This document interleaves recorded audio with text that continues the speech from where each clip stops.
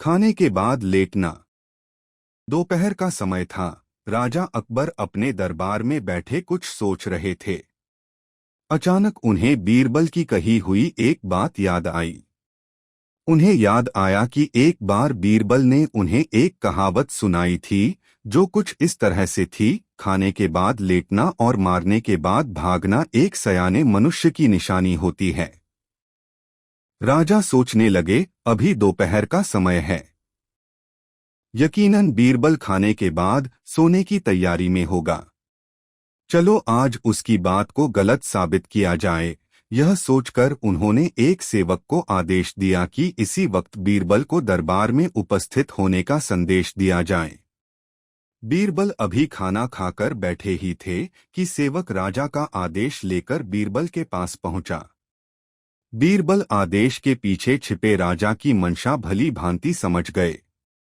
उन्होंने सेवक से कहा, तुम थोड़ी देर रुको, मैं कपड़े बदलकर तुम्हारे साथ ही चलता हूँ। अंदर जाकर बीरबल ने अपने लिए एक तंग पजामा चुना।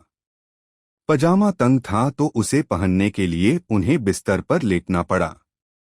पजामे को पहनने का बहाना कर वे थोड़ी देर बिस्तर पर ही लेटे रहे और फिर सेवक के साथ दरबार की ओर चल दिए। दरबार में राजा बीरबल की ही राह देख रहे थे।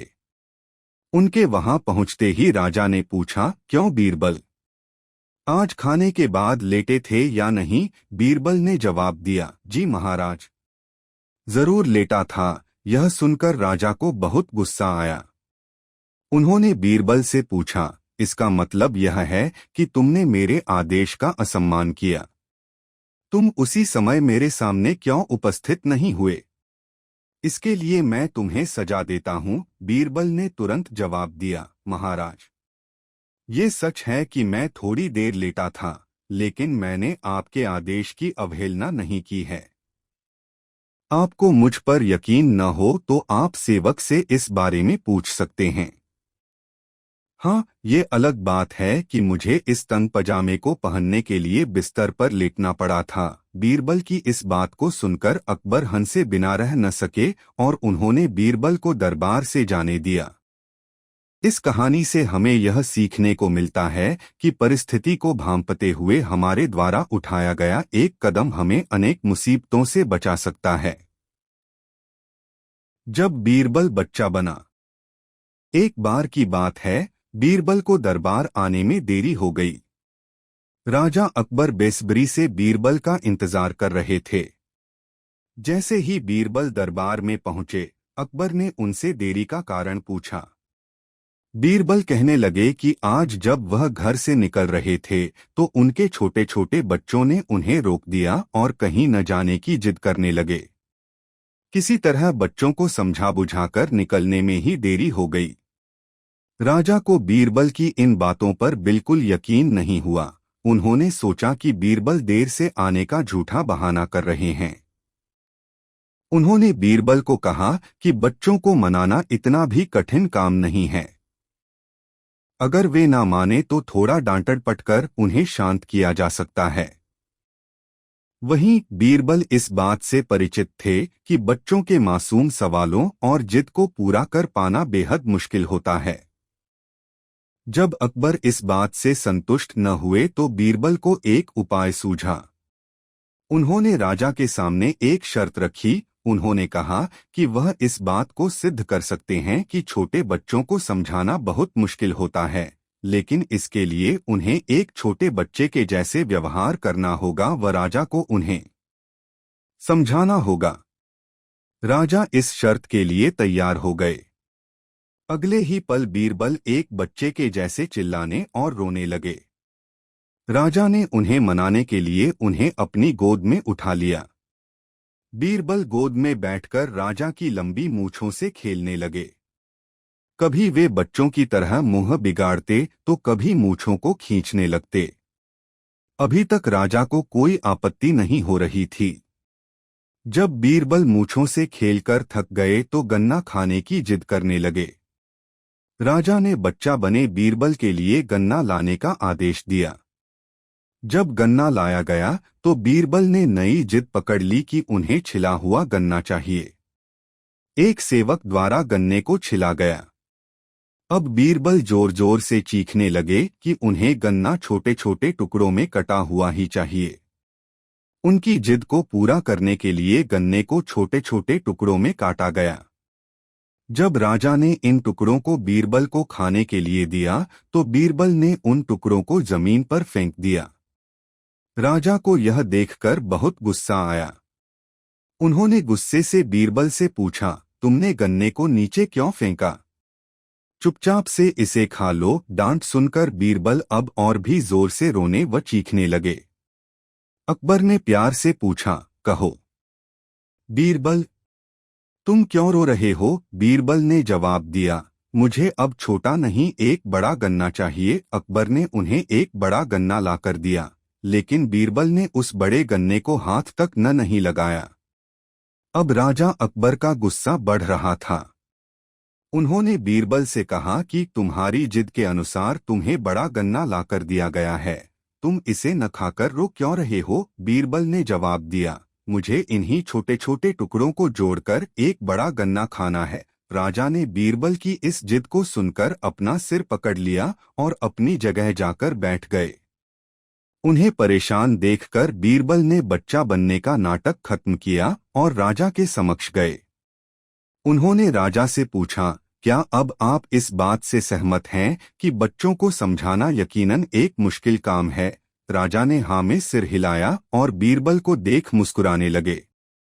इस कहानी से हमें यह जानने को मिलता है कि बच्चे बहुत मासूम होते हैं। अक्सर हम उनके नादान सवालों का जवाब नहीं दे पाते हैं, लेकिन फिर भी उन्हें प्यार से समझाकर व अनेक उदाहरण देकर उनकी जिद व जिज्ञासा को शांत किया जा सकता है। सबसे बड़ा मनहूस कौन? एक बार की बात है, बादशाह अकबर बिस्तर से ही अपने सेवकों को पानी लाने का आदेश दे रहे थे। उसी समय बादशाह के कमरे के पास से कूड़ा साफ करने वाला सेवक गुजर रहा था। उसने जब देखा कि अकबर को प्यास लगी है, लेकिन उनके आसपास कोई सेवक नहीं है, तो वो खुद ही बादशाह के लिए पानी ले गया। उस कूड़ा उठाने वाले सेवक को पानी लिए अपने कमरे में खड़ा देखकर अकबर चौंक गए, लेकिन उन्हें प्यास बहुत लगी थी।